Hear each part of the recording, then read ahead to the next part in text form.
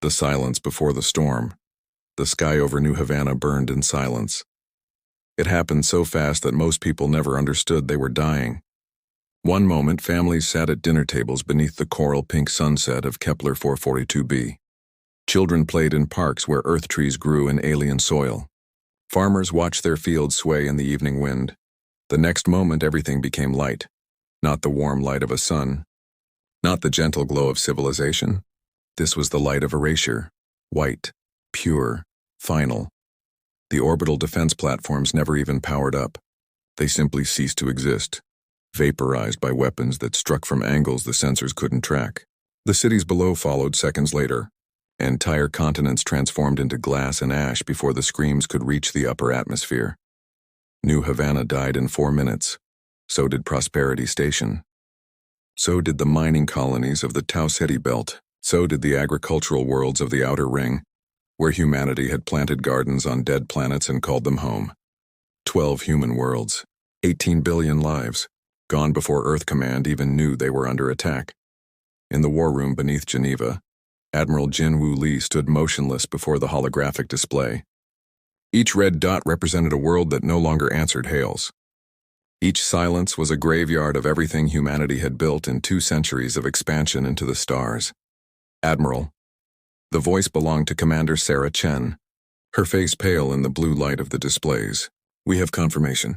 Unknown hostile fleet entering the Proxima sector. Estimated 400 vessels. They're heading toward Earth. Lee was 73 years old. He had fought in the resource wars when humanity nearly destroyed itself. He had watched nuclear fire consume cities. He had signed peace treaties with the blood of millions still wet on his hands.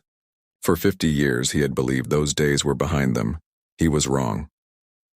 "Show me the enemy," he said quietly.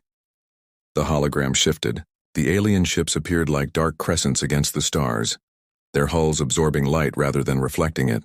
They moved in perfect formation, disciplined and cold. This was not a fleet that came to communicate. This was a fleet that came to exterminate. They haven't responded to any communication attempts, Chen continued. No demands. No warnings. They just destroy and move forward. Have we identified their species? Negative, sir. No match in any database. But their technology... She paused, her voice dropping. It's decades ahead of ours. Maybe centuries. The room fell silent. Every officer present understood what that meant. Humanity had been the apex predator of their small corner of space, but only because they had never met a real predator before. Until now, Lee walked to the window. Beyond the reinforced glass, Earth turned peacefully below, blue and green and alive. 8 billion souls who didn't yet know that death was coming for them on dark wings they couldn't fight. But Lee knew something the alien fleet did not. Humanity had been at peace for 50 years. Not because they had forgotten how to make war, but because they had become too good at it. "Commander Chen," he said, his voice steady as stone. "Access authorization code Alpha Whiskey 907. Presidential override." Chen's fingers froze over her console. "Sir." I know what it is." The code unlocked files that had been sealed since the end of the resource wars. Files that carried warnings in every human language. Never again. Never unless. Plans that had been deemed too dangerous, too terrible to ever use. Unless the alternative was extinction. "Open communication channel to Titan shipyards," Lee ordered. "Priority Alpha. Tell them to initiate Thunder-Soul protocol." The room erupted in shocked silence. Every officer turned to stare at him. They all knew the name. Every human military academy taught its history as a cautionary tale. The Thunder-Soul Battleship had been humanity's ultimate deterrent during the darkest days of the old wars. A weapon so powerful that 3 nations had united, specifically to seal it away. It had been designed to end worlds, to break fleets, to make enemies regret the day they learned humanity's name.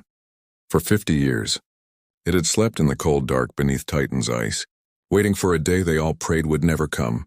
"Admiral," Chen whispered. "Are you certain?" Lee turned from the window. His eyes were hard as iron, but beneath the hardness there was grief. Grief for the billions already lost. Grief for the peace that had died with them. Grief for what he was about to unleash upon the galaxy. "They wanted to see what humans are capable of," he said quietly. "Let's show them." Deep beneath the frozen surface of Titan, in shipyards carved from ice and stone, ancient systems began to wake. Warning lights that hadn't flickered in half a century suddenly blazed red. Sealed doors, each one marked with warnings in 12 dead languages, slowly ground open. And in the darkness beyond, something vast began to stir. The Thunder-Soul was waking, and when it opened its eyes, the galaxy would remember why humanity's peace had been a gift, not a weakness. Word count: 924. The awakening, the Titan shipyards had been built during humanity's darkest hour, when survival meant building weapons that terrified even their creators.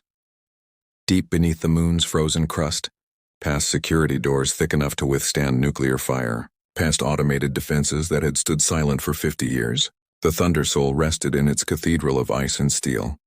It was beautiful in the way a storm is beautiful. 5 kilometers of human fury, shaped into a vessel that looked less like a ship and more like a predator caught mid-leap.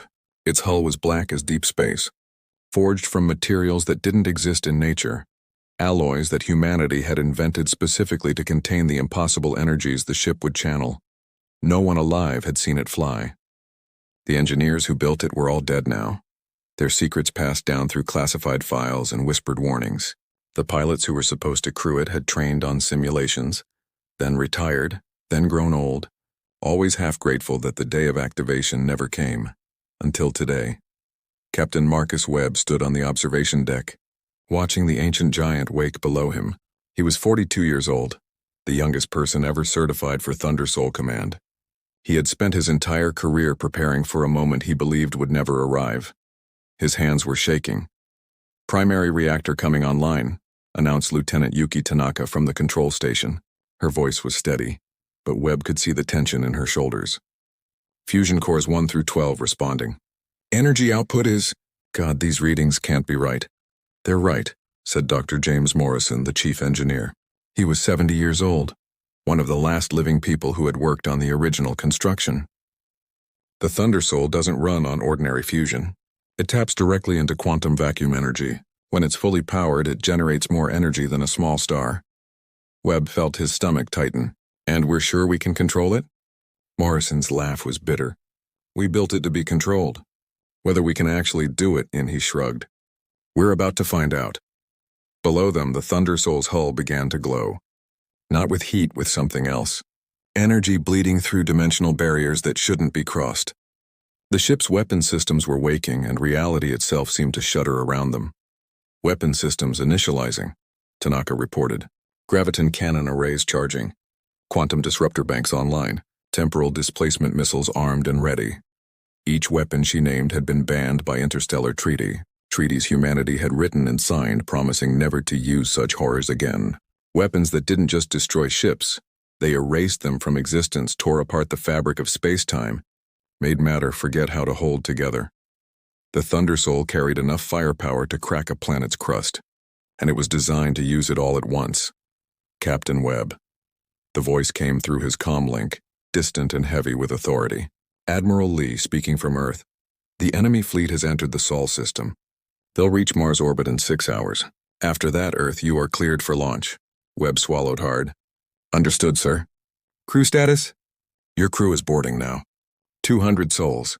The best humanity has." "But Marcus," Lee paused, "what you're taking out there, it's more than a ship.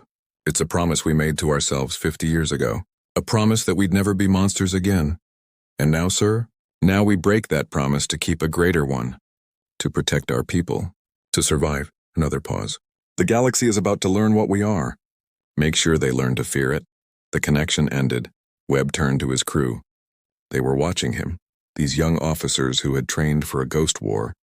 Their faces showed fear, yes, but also determination. They had all lost someone in the attacks. They had all watched worlds burn. "All crew, this is Captain Webb," he said over the ship-wide channel. His voice didn't shake anymore.